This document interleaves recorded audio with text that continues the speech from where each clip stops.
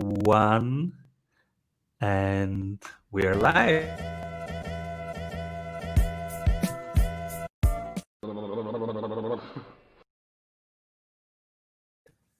Hello, everybody, and welcome to the Strategy Show. I'm Simon Severino, your host. This episode is brought to you by the Strategy Sprints. At Strategy Sprints, we do only one thing: strategy in sprints. Strategy means more revenue every month. In sprints means doing it while your team has more energy and more energy and more energy to do the next sprint. Today, like every day, we have bright minds and some impulses on how you can grow your business. Today, it's especially for small businesses. And our topic is the riches are in the niches. We have somebody who built and sold over 20 podiatry businesses. He is an author of 2 books that we will explore. And he is the host of the Podiatry Legends podcasts. Hello, everybody. Tyson Franklin. How are you doing? This is great to be here, and I love the intro of your videos with everyone high-fiving each other. Oh, and, yeah, that was pre-corona. Yeah, and it must have been. Yeah, and now to be everyone elbowing. Yeah, it doesn't work anymore. and the whole thing getting all started. So it was good the way you cut that in. I like that. That's a good way to. It's good. It's sort of it's different to how everybody else just does a normal introduction. Yeah, it's true. It's true. And so it was great. It came about by chance, you know. It was 3 years ago when we started. I had a real camera crew with 3 cameras and people from the film industry being there. And they told me, this is how you do it. And I was dressed in a very formal way. Now, 3 years later, everything's different. But that clip still works. So what can I ask you a question? Sure. Why did you change from being overproduced to being more real? oh yeah. It's 2 minutes into and we are off script already, but let's do this. Yeah, sorry. Because you're a podcast host also. So let's talk podcasts. Yeah. When we started 3 years ago, I had the mindset of the producing industry. So that's how you do production of something visual. That's how you do production of entertainment. So I was studying people like Stephen Colbert and what have you, which were my picture of how entertainment is done. And so basically I was copying what they do. So I had my tie on, I had 3 cameras, etc. I was writing the outline before I do something. It was scripted, and then week by week, it didn't feel true. It didn't feel right. So week by week, it became more who I really am. And it was by interacting with the audience and interacting with the guests that I found out what it is. So friends were seeing this on YouTube and was like, "Hey, Simon, but that's not you." I was like, "Okay, which part?" And they says, "You don't have a tie all the time." Say, "Oh yeah, it's true, but should I go online without a tie?" And they say, "Yeah." It's scary, isn't it? And that's how it evolved. So it was about letting go pictures of how it is that some industries are, and also all these industries, they got disrupted one by one over the last 3 years. And big time. Yeah, so that is how it evolved. So I think it's. Sorry for taking off script. I have a habit of doing that. It's just what I do. Sure. And so do you have a similar thing? You run a podcast. How was your evolution over the last years? I must admit, it's my first podcast was called This No Secret with Dr. T. I did 211 episodes. I finished that 18th of March this year. But January last year, I started a second podcast called it's on the other side of me, the Podiatry Legends podcast. And what I found, and this leads on to our subject actually of riches and niches, is when I did the first podcast, I thought, my podcast is going to be different. I'm going to interview awesome people. We're going to have great conversations and we're going to set the world on fire. And I ticked nearly every box. The only thing we didn't do is set the world on fire. We did okay. We got anywhere from say 200 to 500, 600 downloads per episode. And in podcast numbers, that's not too bad. But I wasn't really feeling I was getting anything financially out of it. I was learning a lot, which was fantastic. So I went, I want to connect with podiatrists more. That's my background. Oh, maybe I should do a podiatry podcast. Yeah, let's niche it down a little bit more. So that's what I did. And from day dot of starting it, it has 2 to 3 times more downloads than the other podcast. I don't do half the amount of it. The conversations are so much easier because we're just having podiatry conversations. So it's really just a career podcast. I talk to podiatrists all around the world, all different countries, and they just share their experience of going through podiatry or what certain area or little niche that they're actually focusing on at the moment. So yeah, that was my experience with podcasting. So I just learned to talk about something probably that you feel really comfortable with and niche the podcast down. If you do that, there's people who are searching for, I'm sure if I made cakes, if I was a baker and I just made really cool cakes and I was looking for a podcast, I'm probably going to look for baking podcasts. I'm not going to be looking for It's No Secret with Dr. T. Even though I might learn something from it, that's not where I'm going to be looking. How did you decide, and were you afraid that maybe it's too narrow? And how did you test, or did you just start it?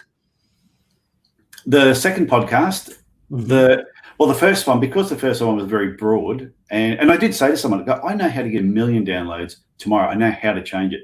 All I need to do is change my name to Anthony Robbins and put his photo on the show tile, and straight away I knew. Even with my book, my first book was It's No Secret There's Money in Podiatry. My second book, which was a better book, It's No Secret There's Money in Small Business, is a better book than the first book. But the first book with the word podiatry in it sells 5 times more per month, every month without fail. Why is that? What's your hypothesis? Because podiatrists are searching for business books, and they're typing in podiatry business books, bang, my book actually comes up. So they might be looking at the 2 books and go, which one do I want? The small business one or the podiatry one? So they buy the podiatry one.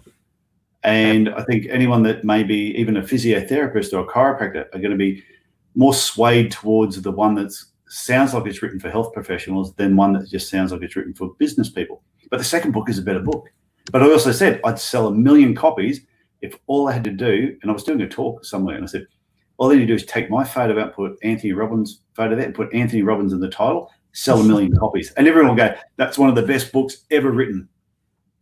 So I think I've learnt through trialing other things that have let me know that there's riches and niches. It's just, I can go way back to, when I set up my podiatry clinic in Cairns, built it over a certain period of 10 years, decided to set up a second clinic, decided to do another one in Mackay, which was about 800 kilometers south, or about 500 miles. The reason I did that is I wanted to set the second one up far enough away that the first clinic had no influence on it whatsoever. I just wanted to test my marketing systems and the plans that I had in place, my marketing plans, could they stand alone and not draw on the other clinic? So we set it up, and we made the only change we did, really, same marketing plan, same systems, except instead of doing all areas of podiatry, we just picked one particular part, making inserts for shoes and treating like active patients. We set the clinic up. What took me 10 years to build in Cairns, I did in 12 months in Mackay. And I just went, that was pretty cool. So knowing what I did with the book, you think when I started the podcast, I would have just automatically done a podiatry one. No, I had to do a broad one first. Then I narrowed it down, and then it just took off. So the podiatry one goes really well. So I know 3 times I've proven there's riches and niches, but people are scared to actually do it. Yeah. It terrifies people. We know it works. What can we give people so that they overcome this initial fear? It's just the initial fear. I think what they need to do is break down where all their income comes from. So they could look at their actual, let's just say podiatry, it could be any profession, but break it down to all the services you offer or all the products that you actually sell. And I'll guarantee the 80-20 rule, the Pareto principle will come into play, that 80% of your income probably comes from 20% of your services. And nearly everybody, most industries, even my friends who are sign writers, 80% of their income comes from 20% of their services. Now they offer, and they find 20% of their income comes from the other 80%. So people will go to market their business, for example. And I'll give you a perfect example. I was talking to a friend of mine who is a sign writer. Not was, they still are. And they were telling me, I said, when you're doing car wraps, is there good money in doing car wraps? And they went, oh yeah, a lot of money in car wraps. I said, do you do it better than anybody else in cans? And they said, yes, we do. I went, okay, so here's something you do better than everybody else and you make really good profit from it. I said, you also do business cards? And they went, yeah. And I said, is there any money in business cards? I went, no. I said, okay, so if you're going to market your sign writing business, why even mention business cards? There's no money in it. It's just a little add-on thing that you do. Why not just promote the wraps? You're doing better than everybody else and there's really good profit margins in it. And I went, oh yeah, actually that's not a bad idea. So I think people should look at all the services they offer, see which of those services are bringing in 80% of their income, and then the next time they go to market or do anything, just focus on those 20%. And then even if you look at that 20%, if you break that down even further, you'll probably find 20% of that 20% brings in 80% of the income. Focus on that. That's your next marketing plan and just see what happens. And when you see that it works, you'll go, oh, Tyson was right. That's where I'm going to put my time and energy now. Because the other things people will I'll just ask, oh, do you do printing, by the way? Can you do business cards? Yeah, great. But bring them in with the main products that, one, you enjoy doing, you're better than everybody else, and has good profit margins. This is so powerful. And when you are yourself in it, you love it a little bit too much to see this reality. This is why in our accelerator program, the sprint coaches always in week 1 we have a template, a spreadsheet. It's called the income stream analysis. So they have to show every income stream, and we go through the 80-20 exactly as you did. Oh, good. But the coach is from outside. So the sprint coach is not involved in the business, is not in love with the business. It's not his baby. Yeah. And that's why the sprint coach just sees the numbers and is exactly like you and says, okay, look at this number and that number. What do you see? And it's an emotional struggle and negotiation in that first week of our 90 days program, because then you try and find some argument why it's still important, because it creates a cross-pollination there and it's a foundation for that. Oh yeah, really? But okay, let's go again at the number. Look at the number. It's so true though. It's just one of those things that, like they always say, you can't see your own bald spot. And like I always say, thank God I can't, because I'd hate looking at it all day. And it's like when you develop, some people will build their own website, and I always jokingly say to people, just be careful if you build your own website, because even ugly children look good to their parents. So even with your business, there might be certain things about your business which are just not good looking, but because you've built it, you've fallen in love with some of the services that you offer, or some of the services you provide for people, or a product that you've brought in that you love, but nobody else likes it. And sometimes you just need a third person like yourselves just to say, maybe you should just let that one go and concentrate in another area. And podiatrists, because I do coaching with podiatrists, this is one of the things that I go over with them when we're doing one-on-one coaching, is taking a look at just what the services they have, what they're charging in each of those areas. And sometimes straight away you can just go, well, straight away, you're not charging enough here. And they go, oh no, I don't know if I could do that. And I'll tell them, this is the price you need to charge. Do it for the next week and tell me what happens. I'll come back a week later and they'll go, my God, no one complained. I had 10 extra people charging, say, I made $450 extra by doing nothing. And I go, wow, times that by 52. How much did you lose last year? They're like, oh, geez, I wish you hadn't mentioned that. So sometimes outside consultants like yourselves, I don't think people see the real benefit in having them. Absolutely. I also take a business coach once a year for 90 days for a specific bottleneck that I have, or something that I need to learn, or just the next level of Yeah. of our game. And it's not so much about knowledge. Knowledge, you can have knowledge everywhere. And I'm myself a strategy advisor, so I know what to do to build a business, like everybody knows out there. But we fall in love with some parts, we have blind spots. And really the strong impact of a business coach is this ability to see something from the outside that you don't see because it's your blind spot, and then to have the courage and the technique to really go there with some tough love and get you out of that comfort zone and help you see something that you are looking at, but you are not seeing it.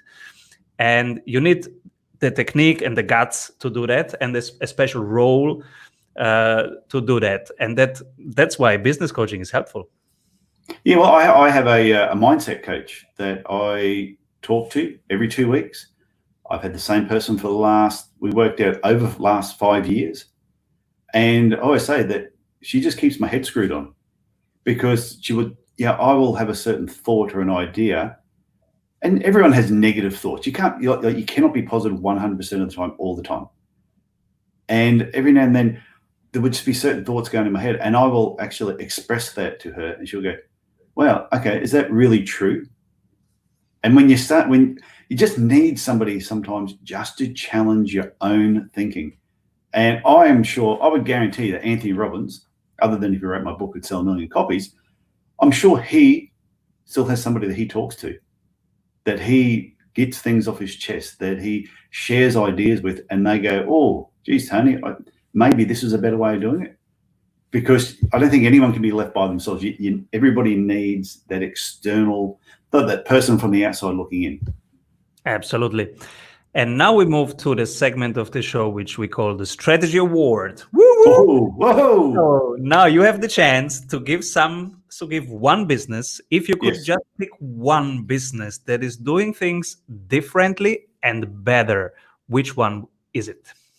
Well, I like, guys, there's a local business here in Cairns called Wolf Lane Distilleries, and they have a bar. There's actually a laneway between a couple of buildings in town, and down the laneway, they've actually called the laneway now Wolf Lane, which is good. And on one side of the laneway, they set up a whiskey bar called the Three Wolves. But then on the other side, just prior to COVID-19, they set up a gin distillery. Now, when COVID-19 came in, and all of a sudden hand sanitizer it disappeared like with toilet paper, it just rushed off the shelves, and you couldn't get it anywhere. They very quickly just pivoted and turned the gin distillery into a place to make hand sanitizer for the local community. And they got a big write-up in the paper, but I just thought it was that type of thing that I just thought was really good. I mean, you're talking about like a strategy award, that's who I'd give it to, Wolf Lane Distillery. Thank you. Beautiful. The power of pivoting in the right moment to the right needs, to the right people. Beautiful. And you are from Australia. So yes. Do you know Jeremy from Stage Kings? Because he was here on the show, and he has also done an amazing job in pivoting. So Stage Kings in Australia is doing like these big concert stages. So they build them out of wood and metal, and you need to build this for months, and then you have 10,000 people going to a concert and enjoying the concert. From one day to the other, Australian government said lockdown.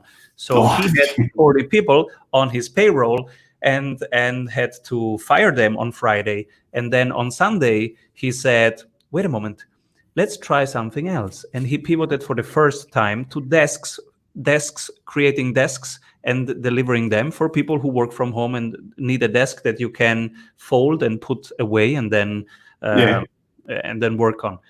And then 3 weeks later, they pivoted again. So also a beautiful example of somebody in your area, in that case, who really managed really well to keep the team healthy, to keep the people, to keep them in business. And now they even doubled. They are now 75 people, and they are doing really well because he has this that is awesome ability to pivot at the right moment. But I think a lot of there were certain businesses I know when the whole COVID-19 thing hit, and there were certain people that dropped their lolly bag and had a bit of a cry. But there were other businesses in the same industry that saw what was happening and just went, okay, how can we change? How can we pivot? What can we do? But we've already got the skills. What skills do we have that people need now? And just see if we can provide it. And there were a lot of really cool examples over the last 3 or 4 months when this all went down. And I reckon there's going to be more to come. That there will be certain businesses that will come out the back end of this far better and stronger and more diverse than when they actually went into it. Absolutely. What did this crisis teach you about business, and what did you change? Well, one of the things I told people leading into this, a lot of podiatry clinics closed down. It was different. Every country was different on how they were affected. And I had different clients I spoke to, New Zealand, Australia, America, UK. And I said to all of them, if you come out of COVID with the same skill and knowledge that you went into COVID, I said, you've missed a big opportunity. Yeah, now what are all these things you wanted to get done at work? Renovations, but you never had the time to do it. Now that you're closed, you have the time. What skills did you want? Did you want to get better at video? Did you want to learn to take better photographs? Did you want to learn more about using Zoom or doing online courses? So that was the advice I was giving everybody. And have you ever heard that saying, you got to eat your own dog food? So, I sat back and went, hang on, I'm giving everybody else this advice. I can't come out of COVID with the same skills I went in. I need to learn some stuff. So I always had a slight hang up around group coaching. I've always just done one-on-one, and I used to think group coaching was, I don't know, there was something about it I didn't particularly like. So I decided to join a group coaching program where I joined with a bunch of other people to learn how to do webinars better and how to create group coaching programs. And I thought, well, I don't like group coaching programs, so it'd be great to be part of a group, to do something I don't like, to learn about something I don't really like. So I did that, and we met 3 times a week for 4 weeks, for an hour and a half each morning. And so it was really intense. It was full on, and I absolutely loved it. Not only did I learn a lot doing it, and the skills that I picked up, and that was the whole part about their course, is they kept saying that they didn't want to. There's a lot of courses where people do a course and they walk away with information but no skill. This one was actually forcing you to do something. So by the time the 4 weeks finished, I had to do a live webinar and produce a coaching program. So it really pushed me. But I finished with that group of people. I made friends in that group. There's some of them we're still communicating with each other. And I went, wow, that was really cool. My whole thinking of group coaching changed. So since then, I've started 2 group coaching programs with podiatrists, and I'm absolutely loving it. And the people that are in the groups, they are just bouncing off the walls. They're chatting with each other. They're asking questions, and the feedback I'm getting from them, just telling me that this is one of the best things they've ever been involved in. I'm like, well, not only have I not done group coaching before, I've learned from some people who did it really well, and now I'm actually doing it well. So I feel like I've come out of COVID with more skills than what I went into it, just like I've been telling everybody to do. So it's been my biggest thing. It's been a lot of fun as well. What are some moments that work especially? Like, is this the accountability? Is this a specific flow of the hour? What is it that makes it so impactful? For the people that are in my group, I think what is great, the group's made up of podiatrists from New Zealand, Australia, United Kingdom, and America. So what's interesting is they're listening to people who are in the same profession as them, but different, because they're getting it from a different perspective, from a different country. So, but then all of a sudden they might talk about a piece of equipment called shockwave. I don't know if you've heard of shockwave therapy at all, but it's really cool. It's great for treating certain foot problems. But all of a sudden they're one person's thinking about getting it, but somebody over here has had it for about 6 months. But then all of a sudden, I've had one since 2012. That's when I first got it. So we're feeding off of each other's experience with, say, just a piece of equipment. So the person who is thinking about getting it, instead of just talking to a sales rep, they're now talking to 10 people in the group. And half the people in the group have got the equipment. They've all had it for different levels of time. They've all treated different problems with it. And then I've gone, I've treated neuromas with it. And I've gone, geez, never thought you could do that. So we're sharing experiences and war stories that they're able to take back into their own practice. And that was something I thought, I'm going to teach the group. It's like a 13-week thing that I've set up. And I've picked 13 parts that the group itself is called the Podiatry Business Reboot. And I picked 13 areas that I think are really cool that every business, whether it's podiatry or not, need to be covering if they want to just get their business back on track. I thought they'd get the information out of that and they'd say, oh, that was really good, Tyson, thanks. But it's the talking afterwards. It's within the group on Facebook, the questions that people are asking and the feedback that the group is giving each other, that I can sit back sometimes and just watch how they're interacting. I'm going, this is bloody amazing. This is so good. So that's why now I'm so sold on the benefits of group coaching. Not just one-on-one's still good. I still do one-on-ones, but the group coaching has a completely different dynamic to it, which I think certain people really suit group coaching. And there's certain people who I still think are definitely more suited to one-on-one. Beautiful.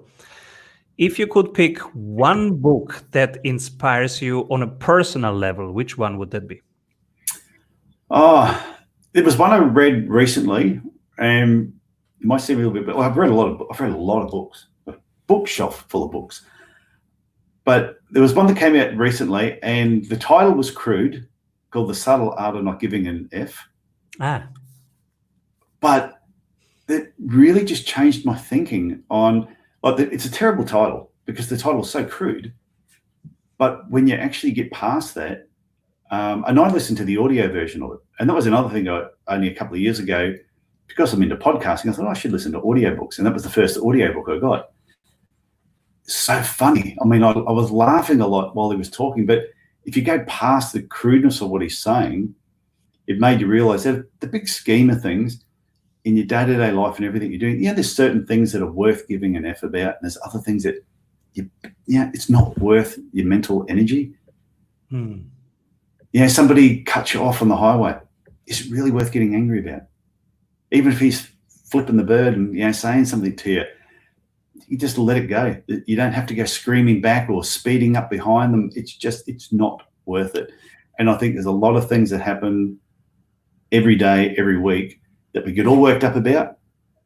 And in a year's time, when you look back, is that still really a problem? And I'd say 99 times out of 100, it's not even on your radar anymore. So that book, probably the most recent years, had the most impact on just the way that I think. Powerful. Who should be my next guest on the show and why? I reckon Dave Fries. I don't know if you know Dave Fries at all. David M. Fries III. He's a lawyer in Phoenixville, Pennsylvania. And I think he's got a law office in Melbourne as well. I met Dave about 6 years ago at a podiatry conference. A lot of people were talking about him. He runs an event in America every year that I go over to called Business Black Ops. And Dave is a professional, he's a lawyer, but he's also trained by the government as a interrogator. And he's got an amazing story, just an absolute amazing story. And he's a professional negotiator and interrogator. He said it's not all about waterboarding people, even though you can do that if you want to, but that's not what it's all about.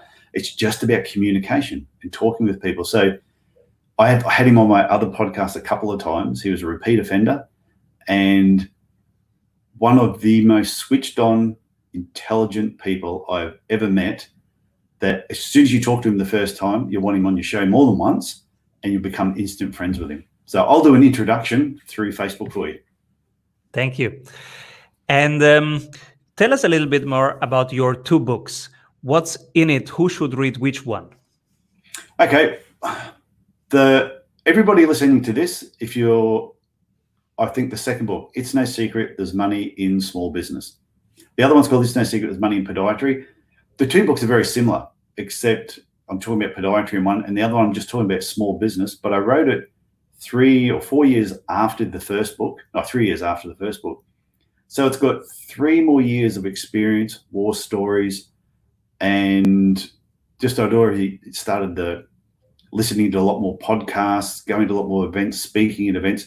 So it is a better book than the first one. So anybody that's in small business, anybody that is thinking about opening up a small business, it really just lays out the plan for all these different parts of your business that you need to be looking at. And every single thing I've written in there, I have done myself. I've tried, it's tested. It's not just, here's a theory or something I read, I've put it in the book. These are things that I've done myself, and it runs all the way through from just not so much the little bits about setting up your business, but it's parts of your business that need to be in place if you want to have a successful business. So that's the first half, and the second half is all about marketing. And I have this thing called the 6 pillars of marketing, which is like professional referrers, non-professional, internal marketing, external marketing, verbal marketing, and online marketing. And those 6 pillars need to work together if you want to create a really awesome marketing strategy. So that's the second half of the book. So my third book, which is going to be out later this year when I finish it, is going to be all on marketing. Beautiful. Let's podiatry in the title. Yeah, beautiful. Let's deep dive into that, because right now, small businesses have a tough time, and some of them might not even be around in Q1 of next year. So what can they do in terms of these 6 pillars of marketing in this specific situation? How to market in this specific context? What's your take? I reckon the main thing right now, like we said earlier on, about what is it that you love doing? What do you do better than everybody else? And and hopefully what you love doing and what you do better than everybody else are also the higher ticket items in your business. Focus in on them and then market just those areas. Look at those 6 pillars that I talked about. And when I talk about a professional referrer is somebody that's in your industry. So I say podiatry, for example, a physiotherapist, a doctor, a chiropractor, another health practitioner is a professional referrer. The hairdresser, accountant, and lawyer, they're non-professional referrers. Now, if I had an accounting business, other accounting firms, bank managers, lawyers, they are my professional referrers. But a podiatrist and a hairdresser and a doctor might be a non-professional referrer. So to me, find what you like doing. What do you do better than everybody else? What are your high ticket items and where's the money come from? Come out with some marketing strategy and then go to each of those pillars. Start talking to the professional referrers. If you did like a walk around your business and looked at all the other businesses 100 meters away from your particular business, does every other business know what it is that you do? Do they know what you love doing, what you do better than everybody else, what your high ticket items are, the ones you want to market? And I'll guarantee you could probably walk down to businesses five shops down and they have no idea what you do. If you're an accounting firm, they say, oh, you're an accountant. You just do accounting, account number, you do things like that. But if there's a certain area about accountancy that you're really good at, do they know that that's what you're really good at? So internal marketing is really, look at your database. To me, your database is gold. I mean, it's platinum. It is so valuable. And so many people are so eager to go and get new clients or new customers and new patients and totally forget about the people that they've already got. So they might have a database of 1,000 people, and here they are spending all this money trying to attract new people in. And this 1,000 people are just sitting there going, well, you just tell me that you love me and I'll come back. And so I always say to people, every client I have, if you do not have a newsletter, even an electronic one that you're sending out to your clients at least once a month, you're flushing money down the toilet because they want to hear from you. They always say, when should you tell your wife you love her? Before somebody else does. So when should you tell your clients you love them? Before somebody else comes along and says that they love them. And external marketing, external marketing can cost you money. That's where you're spending money, whether it's old school, traditional newspaper, radio, TV, that sort of thing. External marketing is really about adding in new patients. Your verbal marketing, I think, anytime you're talking, get out, like regardless of your business, get out there and be seen and be heard. If you've got an opportunity to talk at the local Rotary, go and talk there. If you get a chance to be on a podcast, be on a podcast. If you get an invite to be interviewed anywhere, I don't care how scared you are, just put on your big boy pants, do them up, and get out there and actually do it. Because it's like, I didn't do my first public speaking presentation until I was 26 years of age. I was so scared. I went through primary school, high school, and university without ever getting up and doing a public presentation. I would just say to the teacher, how much is this oral presentation worth? They go 40%. I go, put me down for a 0 because I won't turn up, but I will get 50 out of 60 for the exam. I missed out on so many opportunities. And then all of a sudden, I don't know, one day I just said yes, and I was atrocious. But I went from really bad to just bad to awful, got better, and it just went on from there. So to me, that's what verbal marketing is all about. And then online marketing is just, where are your clients hanging out? Just if they're on Facebook, be on Facebook. If they're on YouTube, be on YouTube. Yeah, if they're on Twitter, then go to Twitter. I'm not a big fan of Twitter, but that's just me. So if you're looking for me, I'm not there on Twitter. But your website is the biggest thing. Some people build their whole businesses on social media, but they can be taken off you tomorrow. But your website, you own. That is like your mothership, and everything you do should be headed back towards your website. And if you're marketing or doing anything and people find that message, they need to come back to a page that is answering the question going on in their head. Don't say, for example, in podiatry, oh, do you have heel pain? And then send them to the homepage and they can't even find the article on heel pain. What happens is people have only got so many mental calories, and once they burn them up, they're going to go somewhere else. What do they say? A confused mind always says no. So don't confuse people with your online stuff. So that's a basic review of the 6 pillars of marketing. Very strong. And especially, do people around you really know what you offer? Because I know this from myself. Sometimes in some years, I was even great at communicating a lot of value to the community. But then once a month, I was asked, what exactly are you really offering right now? And I wasn't that clear. So this is an exercise. This is so powerful, and do it really with yourself. Does everybody around you know what you are really offering right now? And you can be more clear. You can be more respectful. You can be more inviting by changing the words and really improving there, especially right now. Thank you so much, Tyson. That's been great. Your knowledge, your journey with us, and come back soon. Oh no, when you want me back, just tell me and I will be here. I can talk all day, as you've probably figured this out already. So thank you very much. Let's do this.